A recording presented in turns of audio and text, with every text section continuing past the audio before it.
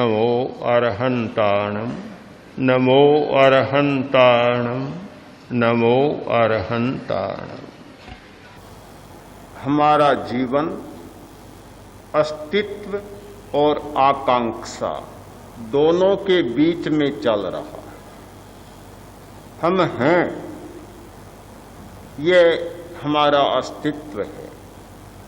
हम होना चाहते हैं, ये होने की आकांक्षा है। अस्तित्व रहता है, होता है, पर होने की बात उसमें नहीं होती।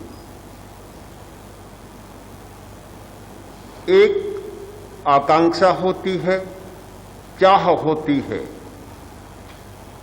आदमी में बदलने की, कुछ होने की। कोई भी आदमी जिस स्थिति में है उसमें शायद संतुष्ट नहीं होता, वह कुछ और होना चाहता है। जहां है वहां से कुछ और आगे जाना चाहता है।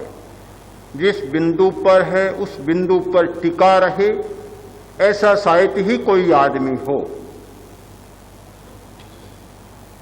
होने की चाह में से अनेक संभावनाएं जन्म लेती है। होना है तो आयाम खोजने होंगे, उपाय खोजने होंगे, अपाय का निरसन करना होगा और एक पूरे वातावरण की सृष्टि होगी। आदमी सत्य को उपलब्ध होना चाहता है, सफल होना चाहता है, स्वस्थ होना चाहता है, विकास चाहता है,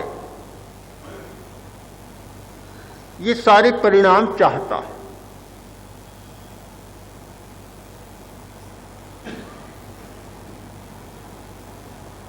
हमारी एक मनोवृत्ति है और वह बहुत भयंकर मनोवृत्ति है।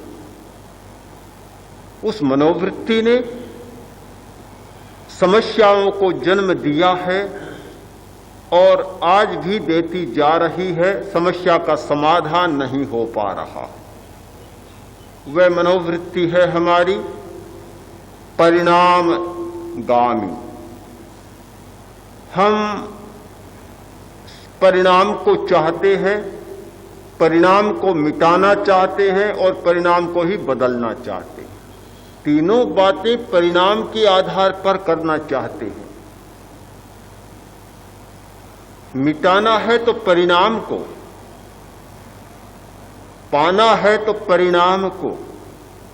परिणाम पर ही हमारा सारा ध्यान जाता है, प्रवृत्ति पर हमारा ध्यान नहीं जाता और वृत्ति पर हमारा ध्यान नहीं जाता। एक अधिकारी नया नया आया था, आलू की खेती बहुत अच्छी हुई, फसल बहुत अच्छी। देखने के लिए गया, जाकर देखा तो पत्ते ही पत्ते दिखाई दे रहे, केवल पत्ते और कुछ नहीं। उसने कहा, मुझे तुम लोगों ने गलत सूचना दी। तुमने कहा कि आलू की फसल बहुत अच्छी हुई है और यहां तो पत्तों के सिवाय कुछ है ही नहीं। बिल्कुल झूठी बकवास तुम्हारी। वे हंसे मन ही मन और बोले, महाशय, आलू जमीन में होते हैं, ऊपर पत्ते ही होते हैं, ऊपर आलू कभी नहीं होते, वे जमीन में होते हैं। तब जमीन को कुरेद कर थोड़ा देखा तो दिखा कि आलू ही आलू पड़े हैं। पत्तों के आधार पर आलूओं का निर्णय नहीं किया जा सकता। जो भीतर होते हैं उन्हें बाहर नहीं पाया जा सकता। हमारी कुछ मनोवृत्ति ऐसी है कि ऊपर की बात पर ही ज्यादा विश्वास करते हैं, भीतर जाने का प्रयत्न नहीं करते। भीतर में गए बिना कुछ मिलता नहीं। परिणाम सदा ऊपर रहता है। परिणाम के नीचे दो बातें रहती है, एक प्रवृत्ति और प्रवृत्ति के नीचे रहती है वृत्ति। मूल है वृत्ति। वृत्ति को पकड़ें तो प्रवृत्ति की व्याख्या की जा सकती है, प्रवृत्ति को समझा जा सकता है, और प्रवृत्ति को पकड़ें तो परिणाम की बात समझ में आ सकती है। केवल परिणाम के आधार पर होने वाले सारे निर्णय हमारे गलत होते हैं, मिथ्या होते हैं और भ्रम में फंसाने वाले होते हैं। हम क्रोध को मिटाना चाहते हैं, बुराई को मिटाना चाहते हैं, अज्ञान को मिटाना चाहते हैं, अनुशासनहीनता को मिटाना चाहते हैं, आक्रामक मनोवृत्ति को मिटाना चाहते हैं, हिंसा को मिटाना चाहते हैं और संग्रह की मनोवृत्ति को मिटाना चाहते हैं। जमाखोरी, सारी जो बुराइयां हैं मिटाना चाहते हैं, पूरा समाज मिटाना चाहता है, सरकार मिटाना चाहती है, सब लोग मिटाना चाहते हैं। पर क्या जादू है? उनमें कितनी ताकत है, कितनी शक्ति है कि बुराइयों को मिटाना चाहते हैं और बुराइयां और पनप रही है और बढ़ रही है, उनकी पोत बढ़ रही है। न जाने कहां से सिंचन मिल रहा है, वे खुशहाल हो रही है। आदमी दुख पा रहा है और बुराइयां खुशहाल हो रही है। आदमी शायद कभी कभी बर्बाद हो जाता है, बुराइयां आबाद हो जाती है। उल्टा चक्का क्यों चल रहा है? उन्हें किसका संरक्षण प्राप्त है और आदमी किसके संरक्षण से वंचित है? हमारे सामने एक बहुत बड़ा प्रश्न है।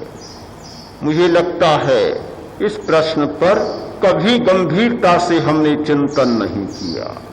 यदि हमारा गंभीर चिंतन होता तो ठीक मूल की बात तक हम पहुंच पाते और कुछ समाधान खोज पाते। पर हम तो केवल बुराई को मिटाना चाहते हैं, परिणाम को मिटाना चाहते हैं। हिंसा एक परिणाम है, क्रोध एक परिणाम है, बुराई एक परिणाम है। कोई आदमी मिलावट करता है, जमाखोर करता है, संग्रह करता है, ये सब परिणाम है। अनुशासनहीनता एक परिणाम है। हम परिणाम को मिटाना चाहते हैं, मूल बात को मिटाना नहीं चाहते। मूल जब तक विद्यमान है ये परिणाम तो आते ही रहेंगे। कब मिटेंगे? मूल मजबूत हो रहा है तो ये परिणाम तो फलते फूलते रहेंगे। हम केवल परिणाम को पकड़ना चाहते हैं। कैसी मनोवृत्ति है? क्रोध अपने आप नहीं आता।